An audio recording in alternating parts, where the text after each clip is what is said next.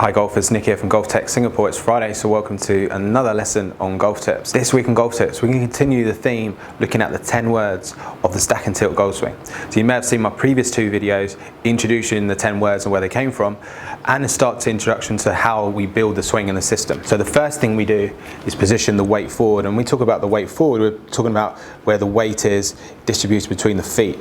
A lot of traditional golfers in the golf swing would tend to shift that weight to the right and then back to the left, which makes it very hard to control the low point of the swing. So at setup, we have the weight slightly forward, 55%, 60% at the top, 70, 80, and then 95 in the finish. That's the weight staying forward. The next thing we started to introduce was the shoulder moving downwards. So in the swing, this shoulder moves downwards, and in the follow through, the right shoulder moves downwards. So we talked about how the tilt works in the swing as well. Today we're going to move on and talk about how the hands work and the trajectory for those and how we build power into the stroke. So this next part is going to start to introduce some speed and power, and it's also going to start to help with controlling the curve of the golf ball. So golf is played on an angle. This golf club is at an angle to the ground. The golf club isn't made like this. If it was made completely vertical, the swing would move up and down in a straight line. It'd be hard to create power like that. Because the club's on an angle, the swing plane is on the angle, the club is designed to swing on this angle. If you imagine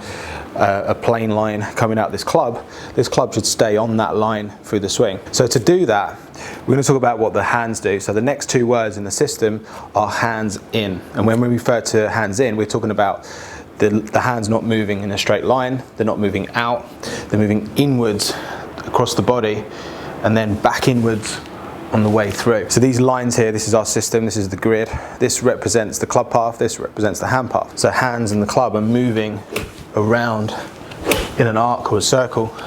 This is how we're creating power, angular momentum with that club moving around, not moving up. It's very hard to create power by swinging up in the swing. So to help you guys move the hands inwards, first of all, turn the feet out and the knees. So as we set up here, my feet are flared out, my knees are turned out. And that's going to help you rotate, and it's going to help take stress off the body. To help move these hands inwards, this left knee flexes forward and the back leg straightens. So my hips are turning on an angle, my shoulders are turning angle, as I've talked about before, but as I change my knee flex, that's opening up my hip to turn, and it's making it easier to bring my hands inwards. And then the same on the way through. As I turn on the way through, my hand should exit below my shoulder. So the hand should be moving around in an arc or a circle. So a couple of checkpoints in the swing: shoulder moves down, my weight stays forward, left knee starts to flex, the hands and club are kind of tracking the shaft plane at this first stage of the swing. Then as I start to get towards the top, my left arm hasn't lifted above my shoulders. Now then you might think, okay, some golfers, some tour players will lift their arm, and they do. But what they do from there is they'll find somehow getting back onto these lines, back to swinging around in a circle. Just makes it a bit harder to do and harder to control. So I wouldn't suggest swinging out and then trying to drop it back in. That can cause other implications in the swing as well. So we just want to try and keep it simple and move the hands and the club around in a circle. So let's hit a shot.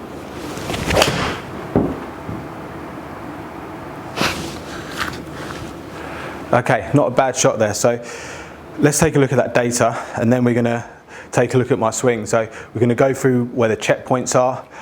It felt like I kept my weight forward, my shoulder moved down, my hands moved in. I think if you can do that, you've got a good chance of drawing the golf ball. 5.8 degrees into out, 2.7 degrees down. That was a draw. Let's sit down and take a look at my swing in a little bit of detail. We're going to take a look at my golf swing in a little bit of detail here, just to show you guys how I move the hand path in the backswing and into the follow through. So you'll see how we've got the white line for the shaft, red line through the top of the elbow, and we've got this yellow line there on the knees, just to show you how the knee flex changes. So by the time we get to the shaft parallel in the backswing, this is position 2, you'll see how my knee flex has changed. Also, you see this white line where my shaft plane is, my hands and my club are pretty much tracing that line. That's the beginning of my hands moving in around on the arc, on that circle, on that shaft plane, which is what we're trying to achieve here. So to do that, I'm having to move my left shoulder down, keep my weight forward, and change my knee flex. As we get to left arm parallel here, this is position 3. You'll see how the shaft here at this stage is kind of going through the lower part of my right bicep. This would be the checkpoint at position 3, and you can see the gap between my knees as my knee flex continues to change. By the time we get to position 4, which is top of the backswing, you'll see how my left arm there hasn't lifted above my shoulders. and you can see the butt of the club is just inside of that red line. That would be a good checkpoint, and my right elbow there is pretty tucked in close to my body. I'm not lifting up, which I see a lot of golfers do at this stage. That would be the beginning of coming over the top. Now as I come down, you'll see how the hands stay inside that red line. You can see the shaft plane is pretty much parallel to that. A good checkpoint here would be when the left arm is parallel, position 5 in the downswing.